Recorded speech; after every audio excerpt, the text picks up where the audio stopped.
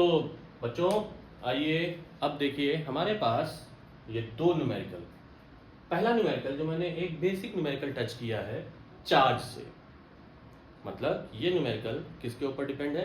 Charge के ऊपर depend है। दूसरा न्यूमेरिकल जो यहाँ पे मैंने लिखा है वो टच किया है मैंने कूलम्स लॉ से, मतलब फोर्सेस बिटवीन 2 पॉइंट चार्जेस।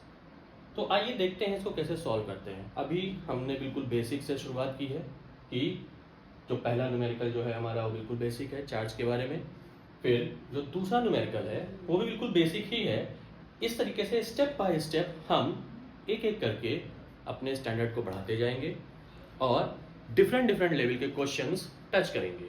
ठीक है, तो आइए देखिए बच्चों क्या कहता है कि can 8.6 into 10 to the power minus 19 C का मतलब coulomb of charge given to a conductor.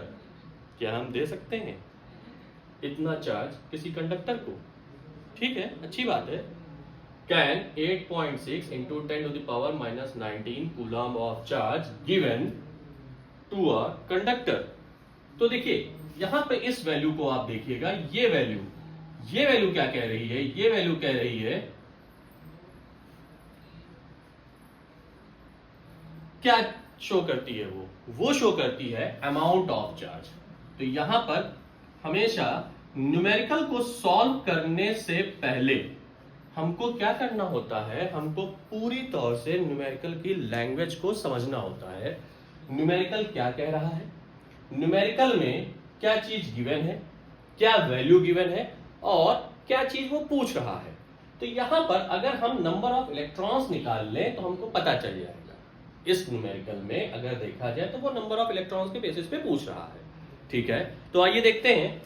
हमेशा सॉल्व करने का एक तरीका होता है। याद रखिए बच्चों कि हम लोग जब भी बोर्ड में एग्जाम दे रहे होते हैं या कहीं भी होम एग्जामिनेशन या कहीं भी एग्जाम हम दे रहे होते हैं तो हमेशा एक चीज याद रखिए कि आपको नंबर तभी मिलते हैं कि जिस तरीके से आप स्टेप बाय स्टेप काम करते हैं।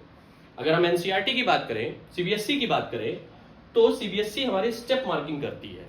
मतलब आपने फॉर्मूला लिखा, आपको आधे मार्क्स या 1 मार्क्स एज पर सीबीएसई वो वहां पर प्रोवाइड होता है, फिर आपकी कैलकुलेशन और फिर फाइनल आंसर। तो इस तरीके से करके क्या होता है, सीबीएसई स्टेप मार्किंग करते हुए आपको नंबर प्रोवाइड करती है, नंबर देती है।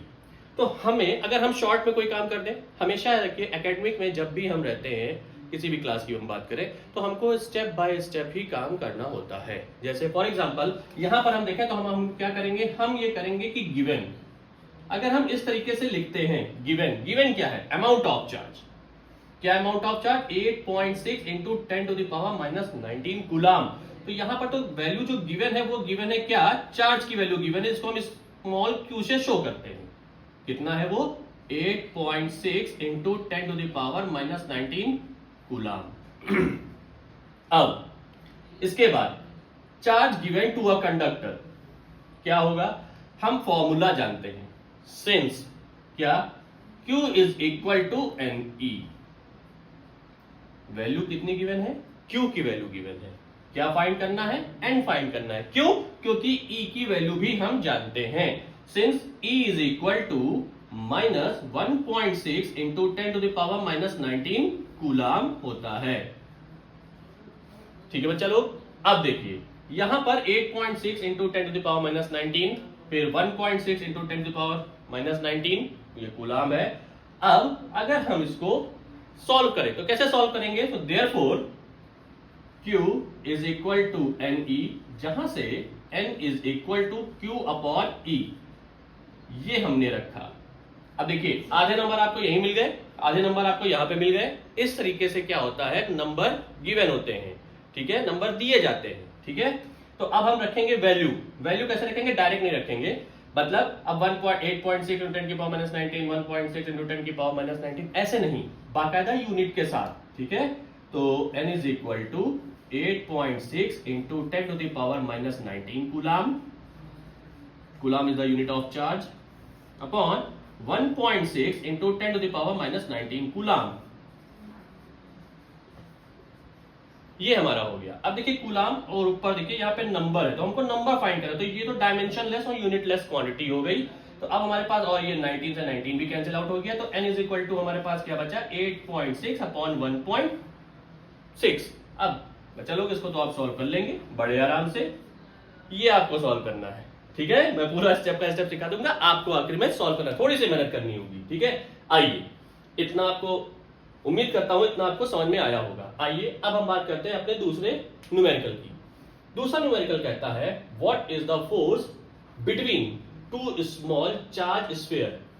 टू स्मॉल चार्ज स्फीयर का अगर मतलब है, तो हमेशा एक चीज याद रखिए कि जब भी हमने चार्ज के बारे में पढ़ा था कि जब चार्ज किसी भी बॉडी पे स्प्रेड होता है और उसका नेचर ना दिया जाए, तो अगर जो स्प्रेड होता है वो कैसा होता है, टू स्मॉल स्फीयर्स है, तो अगर टू स्मॉल स्फीयर्स हैं तो उनके ऊपर जो चार्ज स्प्रेड होगा वो कैसा होगा, वो इस तरीके से होगा,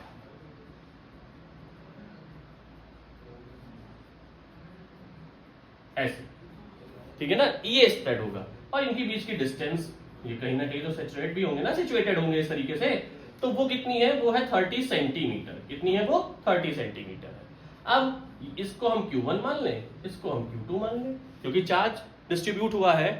तो ये जो स्फीयर है वो कैरी कर रहा है Q1 चार्ज, ये जो स्फीयर है वो कैरी कर रहा है Q2 चार्ज। अब Q1 और Q2 की वैल्यू यहां पर गिवन है, क्या है, गिवन है।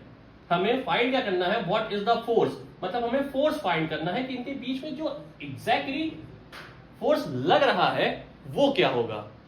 क्या होगा का मतलब उसका मैग्नीट्यूड, अमाउंट, ठीक है।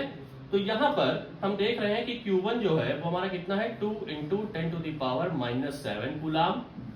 Q2 जो है वो कितना है, 3 into 10 to the power -7 coulomb. ये क्या हो गया, ये दोनों चार्ज की वैल्यूज हो गई हमारे पास। अब हम क्या करेंगे, अब हम ये करेंगे कि जो R जो है हमारी गिवन है, क्या है R, वो है 30 सेंटीमीटर। बच्चा लोग बस एक चीज यहीं पर समझिएगा, अगर हम फोर्स को देखते हैं, यहां पे हमको फोर्स फाइंड करना, तो फोर्स की जो एम्पियर सिस्टम में या SI यूनिट में जो यूनिट होती है वो होती है न्यूटन। और 1 न्यूटन इज इक्वल टू जो होता है वो कितना होता है बेटा, वो होता है न्यूटन इज इक्वल टू, अगर कैसे देखिए तो किलोग्राम मीटर पर सेकेंड स्क्वायर। डिस्टेंस की यूनिट है मीटर। यहां पे जो डिस्टेंस है वो बहुत ही कम डिस्टेंस है, दो स्फीयर है, और बहुत ही बड़ी डिस्टेंस पे नहीं, छोटी डिस्टेंस पे है। कितने पे है वो, 30 सेंटीमीटर पे। तो सबसे पहले हमको इसको कन्वर्ट करना होगा, किसको, इस सिस्टम को इस सिस्टम में, मतलब मीटर में, ठीक है, क्योंकि हमको फोर्स जो हम फाइंड करेंगे वो उसकी वैल्यू जो आएगी वो न्यूटन में आएगी। तो हमारे पास क्या काम होगा, यहां पर 30 सेंटीमीटर को हम मीटर में करेंगे, तो 1 सेंटीमीटर में 10 की पावर -2 मीटर होते हैं। तो आपका ये आ गया, मतलब अगर हम यहाँ पर देखें तो हमारा आएगा 3 into 10 to the power -1 metre. अब हम बाय कूलम्स लॉ, हमेशा रखिएगा हमको ये चीज स्टेप बाय स्टेप लिखनी होती है। क्या लिखनी होती है, बाय कूलम्स लॉ, या we know that from Coulomb's law, ठीक है। इस तरह से लिख सकते हैं F is equal to K। अब पूरा 1/4 पाई एप्सिलॉन नॉट लिखने की जरूरत नहीं, क्योंकि K की वैल्यू जो होती है 1/4 पाई एप्सिलॉन नॉट या 9 इंटू 10 टू पावर 9 होती है। अपनी कन्वीनियंस के अकॉर्डिंग हम लिखते हैं, क्योंकि बस वो गलत नहीं होना चाहिए, गलत नहीं है यहाँ पे। वो क्या है, Q1 Q2 upon R square. एक चीज और, फिजिक्स में विदाउट यूनिट कोई भी फिजिकल क्वांटिटी नहीं लिखते। तो ये यहाँ पे क्या आ गया, ये यहाँ पर आ गया न्यूटन, या सिंपल कुछ ना करिए n लिख दीजिए। लेकिन अगर आप सिर्फ n लिखेंगे तो यहाँ भी ये टर्म्स हैं, तो इसमें सीधा अभी इस तरह से लिखिए, जब हम सारी क्वांटिटीज लिख लेंगे तब हम n लिख देंगे। तो F इज इक्वल टू क्या आ गया, 9 इंटू 10 टू द पावर 9, फिर sorry 2 into 10 to the power -7, 3 into 10 to the power -7 upon 3 into 10 to the power -1 into 3 into 10 to the power -1। क्यों, क्योंकि स्क्वायर है, R का स्क्वायर है। अब आप देखिए तो 3 और 3 डायरेक्ट कट गया यहां से। अब ये क्या बना, 10 टू द पावर -2, ये 10 टू द पावर -2 ऊपर गया, तो आपके पास हुआ क्या, यहां पर आप देखिए तो ये बनेगा 6, और ये 10 to the power 9 into 10 to the power -14, और ये 10 टू द पावर -2 ऊपर जाके 2 हो गया। इसको सॉल्व करेंगे आप तो आपका आंसर फाइनली क्या बता देगा कि कितने अमाउंट का फोर्स लगेगा इन दोनों स्फीयर्स के बीच।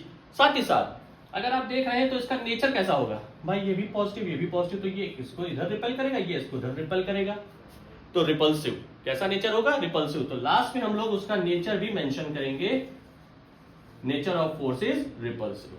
थैंक यू सो मच बच्चों। देखिए अभी मैंने आपको ये जो बताया, ये दो न्यूमेरिकल्स मैंने आपको बताए।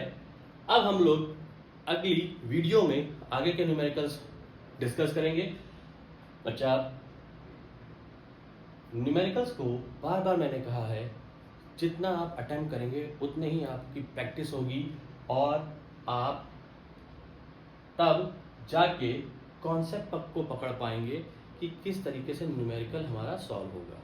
ठीक है, तो सबसे पहले न्यूमेरिकल्स लाने के लिए क्या है, या न्यूमेरिकल्स को अटेम्प्ट करने के लिए क्या जरूरी है, न्यूमेरिकल्स को अटेम्प्ट करने के लिए जरूरी है कॉन्सेप्ट। दूसरा सबसे बड़ी चीज क्या जरूरी है, फॉर्मूला। जब आपको फॉर्मूला याद होंगे तब आप वो फॉर्मूला वहां पर अप्लाई कर पाएंगे। ठीक है बच्चा, थैंक यू सो मच।